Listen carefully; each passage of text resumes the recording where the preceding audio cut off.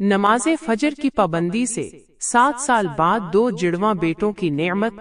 کراچی کے ایک پرہجوم محلے میں احمد اور عائشہ کا چھوٹا سا گھر تھا۔ دونوں کی شادی کو 10 سال ہو چکے تھے، لیکن اللہ نے ابھی تک اولاد کی نعمت نہیں عطا کی تھی۔ احمد ایک سرکاری دفتر میں کلرک تھا۔ دن بھر کام کے بعد تھکا ہارا گھر آتا، جبکہ عائشہ گھر سنبھالتی اور سلائی کا کام کر کے گھر کا خرچہ چلانے میں مدد دیتی۔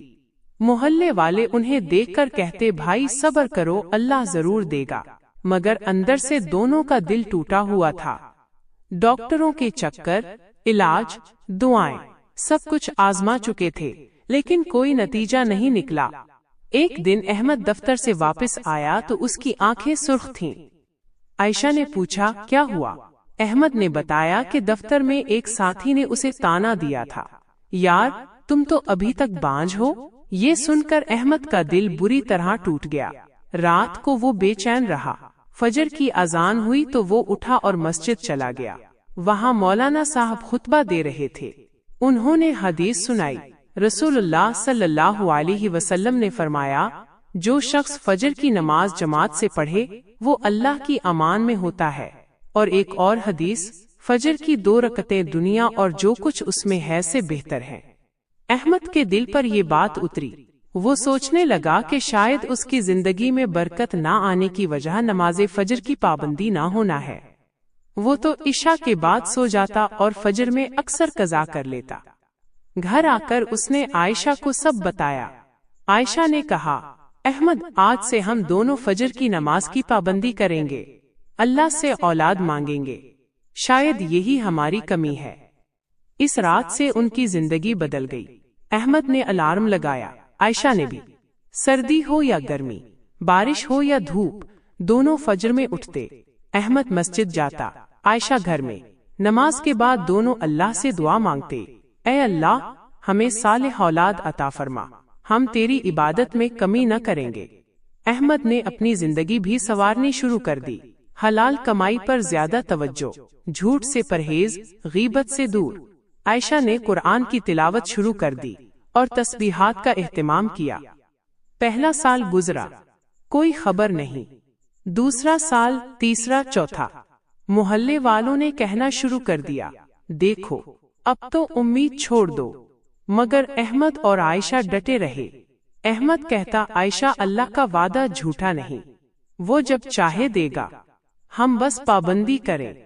عائشہ مسکرا کر کہتی، ہاں فجر کی نماز تو ہمارا سب سے بڑا سہارا ہے۔ 5واں سال آیا تو عائشہ کی طبیعت اکثر خراب رہنے لگی۔ ڈاکٹر نے چیک اپ کیا تو کہا اب عمر گزر رہی ہے، امید کم ہے۔ یہ سن کر عائشہ روئی، مگر احمد نے ہمت دی، اللہ پر توکل کرو، فجر کی نماز چھوڑنا مت۔ وہ دونوں اور زیادہ لگ گئے۔ رات کو تہجد پڑھنے لگے، فجر سے پہلے دعائیں مانگنے لگے۔ احمد نے مسجد میں مولانا صاحب سے مشورہ کیا۔ مولانا نے کہا، بیٹا حضرت زکریا علیہ السلام نے بھی عمر میں اولاد مانگی تھی، اللہ نے دی، بس استقامت رکھو۔ 6واں سال گزرا۔ اب احمد کی عمر 50 کے قریب تھی، عائشہ کی بھی۔ لوگ کہتے اب تو بوڑھے ہو گئے، مگر ان کا ایمان مزید پختہ ہو گیا۔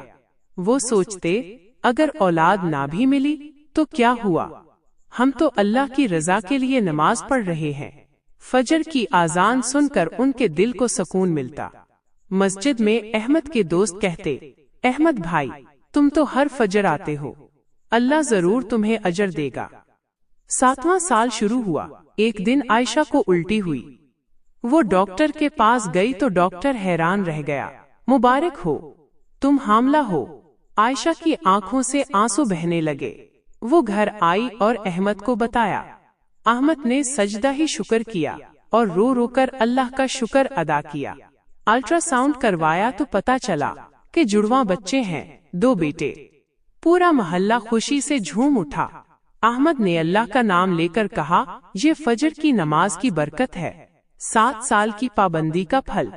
بچوں کی پیدائش ہوئی، ایک کا نام محمد اور دوسرے کا نام علی رکھا، دونوں صحت مند اور خوبصورت۔